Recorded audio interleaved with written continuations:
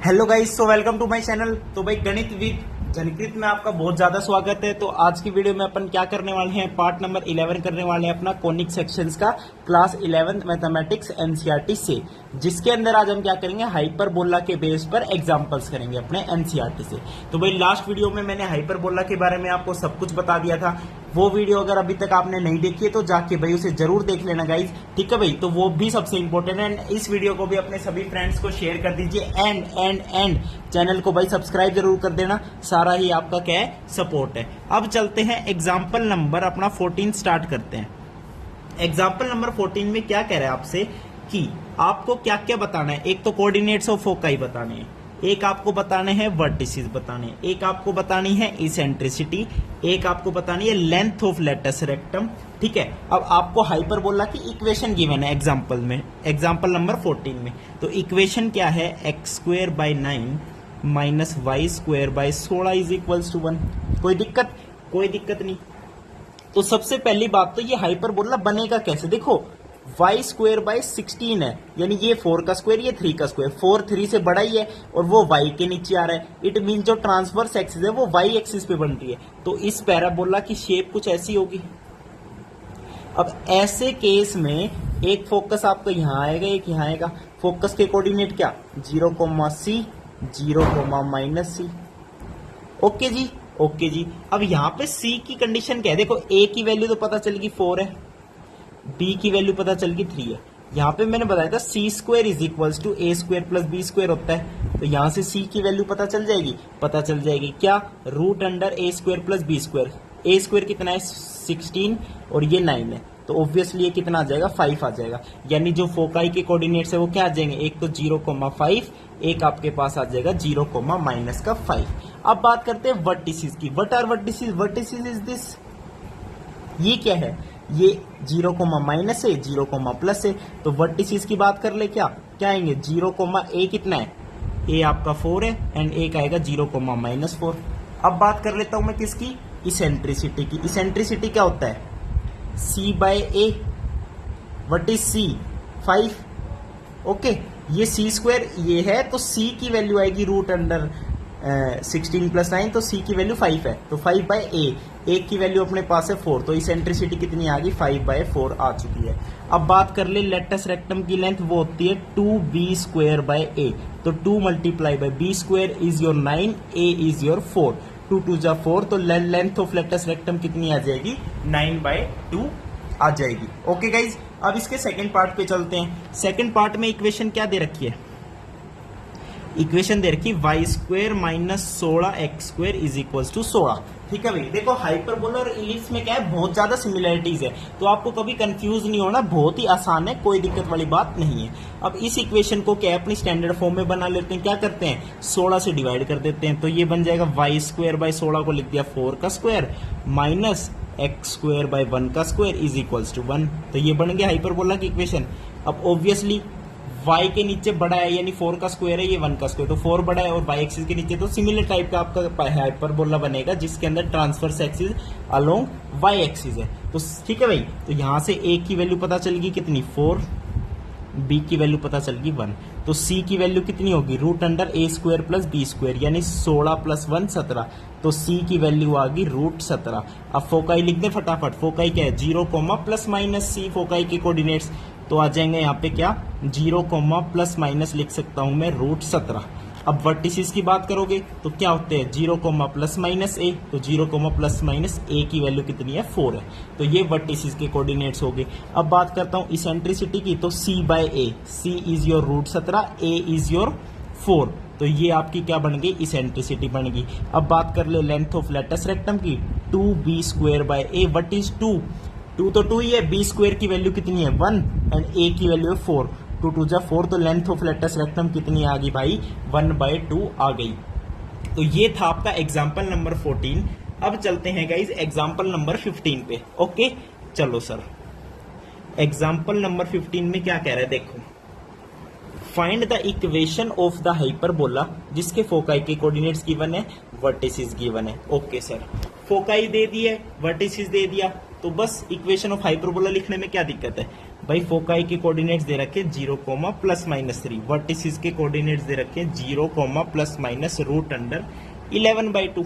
अब देखो 0 plus minus 3 है, यानी यही वाला हाइपरबोला वाला केस है, यानी transverse axis along Y axis है, यानी Y square by A square आएगा minus x square by B square आएगा इज इक्वल्स टू 1। अब देखो वर्टिसेस के कोऑर्डिनेट्स होते हैं 0 plus minus A, it means A की वैल्यू पता चलेगी तो मैं लिख सकता हूं Y square by A square कितना है 11/4 minus x square by B square की वैल्यू अभी निकालनी है, तो ये आपकी इक्वेशन बन जाएगी। अब बी स्क्वायर की वैल्यू कहां से निकालेंगे, हमें पता है कि हाइपरबोला में C square is equals to A square plus B square होता है, तो सी स्क्वायर यानी 9, ए स्क्वायर यानी कितना 11/4 और प्लस में बी स्क्वायर, तो बी स्क्वायर की वैल्यू कितनी आ गई 9 माइनस 11/2, ये हो जाएगा गाइस 7/2। तो बस बी स्क्वायर पता चल गया 7/2, तो this is the equation of your this hyperbola. तो ये थी भाई आपकी क्या, ये क्या थी बताओ, सही निकाला है गलत निकाल दिया कुछ?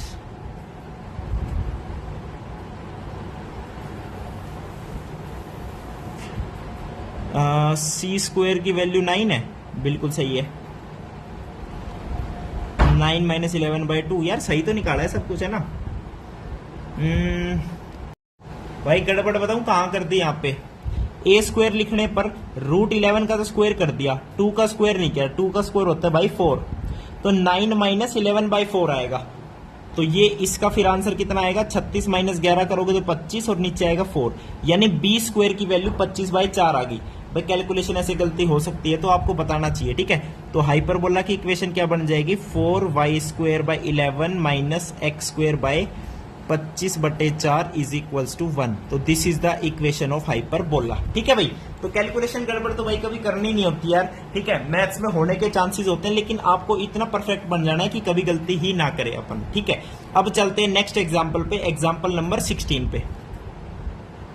एग्जाम्पल नंबर 16 देखो क्या कह रहा है, देखिए भाई चलो सर जी, एग्जाम्पल नंबर 16 में कह रहा है कि इक्वेशन ऑफ हाइपरबोला बताओ, आपको फोकाई के कोऑर्डिनेट्स दे दिए 0 plus minus 12 and length of latus rectum, इस बार जो लेंथ ऑफ लेटस रेक्टम है वो दे रखी है 36, वो 36 दे रखी है एंड फोकाई के कोऑर्डिनेट्स दे रखे हैं। अब देखो सी की वैल्यू पता है आपको, बहुत बढ़िया जी, सी की वैल्यू पता चलेगी 12, और देखो foci 0 plus minus 12, it means y axis पर ही क्या है ट्रांसफर्स एक्सिस है, ठीक है। तो अब मैं इसको नेक्स्ट पेज पे लिखता हूं, देखो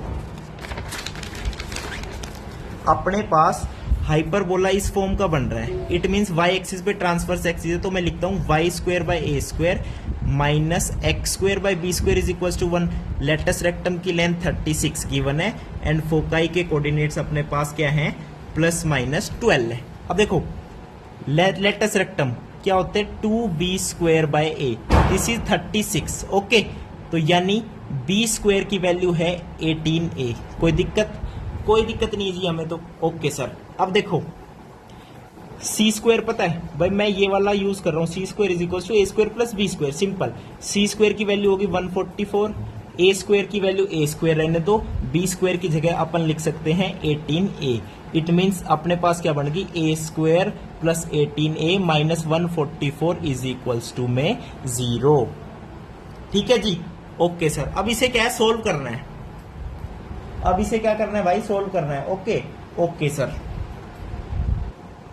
तो इसको फैक्टराइज कर सकते हैं a² प्लस 24a माइनस 6 से करके देखे, हाँ बिल्कुल सही है, फैक्टराइज हो गया। तो a कॉमन लोगे तो क्या आएगा a प्लस 24 माइनस 6 कॉमन लोगे तो क्या आएगा a प्लस 24, यानी एक तो a की वैल्यू माइनस 24 आ गई, एक a की वैल्यू आ रही है 6। अब सोच के देखो, जब हमें फोकस से पता चला कि y के एक्सिस के अलोंग ट्रांसवर्स एक्सिस है, it means always a greater than the b होना ही चाहिए। अब a की वैल्यू नेगेटिव 24 हो सकती है,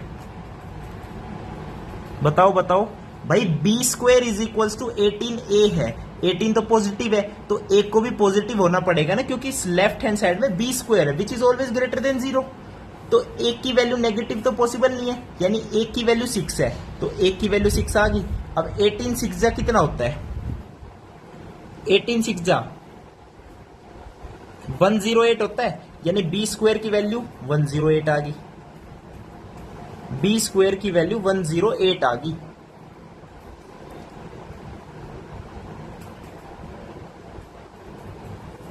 बी स्क्वायर की वैल्यू कितनी आ गई?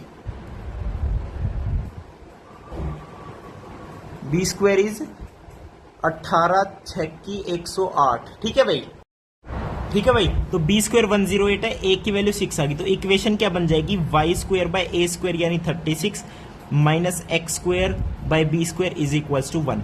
ओके गाइज, तो ये आपकी बन जाएगी हाइपरबोला की इक्वेशन। तो भाई देखो, अब यहाँ पे कंफ्यूज आप इसलिए मत होना कि y square by A square x square by B square, ये बी स्क्वायर की वैल्यू ज्यादा क्यों आ रही है, ऐसे कंफ्यूज नहीं होना। क्योंकि हाइपरबोला के केस में भाई क्या सिस्टम होता है कि देखो, ए की वैल्यू तो हम ट्रांसफर्स एक्सिस के लोग लेते हैं और बी की वैल्यू बोल तो देते हैं कि इतनी है, पर बी लेंगे कैसे? क्योंकि इधर तो कितना लंबा जा रहा है ये पता ही नहीं कहां पे क्या कुछ हो रहा है, तो बस बी की वैल्यू इक्वेशन के अकॉर्डिंग बोल देते हैं, तो इसमें एग्जैक्टली हम प्रिडिक्ट नहीं कर पाते हैं। ओके, बस आपको जो सॉल्यूशन में आपकी जो आएगी वैल्यूज वो पुट करके इक्वेशन फाइंड आउट करनी है।